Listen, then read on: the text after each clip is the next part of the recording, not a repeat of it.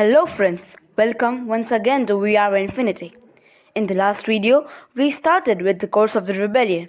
Today, carrying further, we shall dive deeper as history unfolds in front of us. So, let's begin. Lucknow. The siege of Lucknow refers to an elaborate arc which took place during the Indian Rebellion of 1857 around the residency of Lucknow. After the outbreak of the rebellion at Meerut, it soon spread to every major surrounding province. One such province was Awadh of modern-day Uttar Pradesh. The build-up of this outbreak was quite interesting as the state had been annexed by the British only a year before. On May 30th, the rebels focused their thoughts toward the capital of the state, Lucknow, the city which housed the residence of the British Commissioner Sir Henry Lawrence. In order to crack the well-fortified residency of Sir Lawrence, the rebels barraged the compound with musket and artillery, resulting in Sir Lawrence's death. Even so, the rebellions were not fully successful in breaching the wall.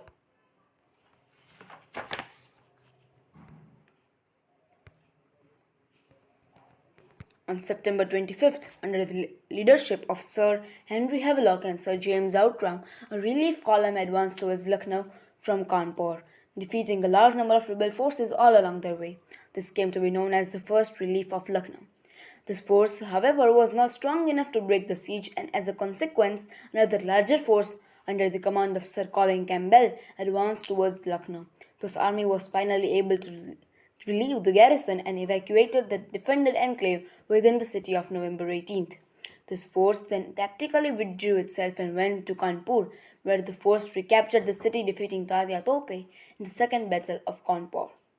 Even after the evacuation of the garrison, the rebels were left in control of Lucknow without being able to carry on any further activities. Campbell returns to take Lucknow on March 6th, joined by General Outram on March 4th, and by March 21st, 1858, all fighting had ceased, with the British emerging as victorious. The Second Battle of Kanpur was a decisive battle fought between the English East India Company and the rebel Sepoys between November 19th and December 6th of 1857. This battle is deemed to be decisive because it withered away any hope which the rebellions possessed to retake the cities of Kanpur and Lucknow, with Tatia Tope being defeated. Sir Colin Campbell ended as victorious party in this struggle.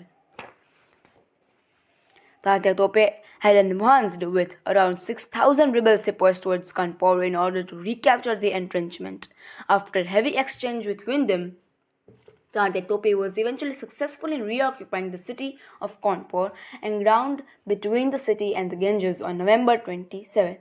These conflicts were the beginning of the Second Battle of Kanpur. Jhansi. By the end of June 1857, much of Bundelkhand and eastern Rajasthan had been lost by the company. To whom? The Jhansi. The build-up of the Ark of Jhansi was also quite significant in the course of the rebellion. Jhansi was a Maratha princely state in the region of Bundelkhand, which was annexed by the British in 1853 by the policy of doctrine of lapse.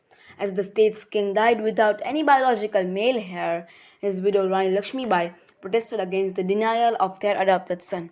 When the rebellion broke out, Jhansi quickly joined in the same. The beginning of the rebellion was marked by the massacre of a small group of company officials and their families at the hands of rebels on whom Rani supposedly had no control. After gaining success, the Bengal army units of these regions advanced towards Delhi and Kanpur to assist the respective rebels. In March 1858, under the command of Sir Hugh Ross, the Central India Field Force advanced towards Jhansi and laid the siege to the city. They were successful in recapturing the city, but Lakshmi Bai fled in disguise. After fleeing from Jhansi, Rani Lakshmi Bai and a group of her followers captured the fortress city of Gwalior on June 1, 1858. On hearing about this development, the Central India Field Force marched towards the city and got engaged in a clash with the rebels in the Battle of Gwalior on June 17th. On the second day of the battle, Rani Lakshmi Bai was killed by the British forces. Gwalior was recaptured by the company forces within 3 days, thereby drawing an end to the Ark of Jhansi and Rani Lakshmi Bai. Other minor regions. Apart from the above mentioned major areas, the rebellion was also prevalent in many other provinces of the Indian subcontinent. Let us take a glimpse at such instances. Indore. On July 1st, 1857, the Sepoys of the Holkar dynasty revolted against the company and opened fire on the Bhopal contingent's army cavalry. The sepoys of the Bhopal contingents too revolted and refused to follow the orders of the British officials. As the situation drastically went against the company, Colonel Henry Marion Durand and the company resident of Indore decided to take all the Europeans from the region and escape. Bengal. In the September of 1857, the rebel sepoys took and retained control of the treasury of Chittagong for several days. Further mutinies on the part of different companies of the Bengal army led to the storming of Chittagong jail and releasing of all prisoners. They were, however, suppressed by the Gurkha regiments. The revolutionary fervor was also witnessed in Dhaka, Jalpaiguri, etc. around the same time period. In central and northern Gujarat, landowner classes such as Jagirdars, Talukdars, and Thakurs sustained the rebellion with the armed resistance of communities like Bhil, Koli, Pathans, and Arabs. Unlike other parts of the country, this rebellion was not directly done by the soldiers and rather by the communities who were dissatisfied by the British rule. With this, we draw an end to the course of the rebellion, which failed to be a pan-India struggle and meet its desired objectives.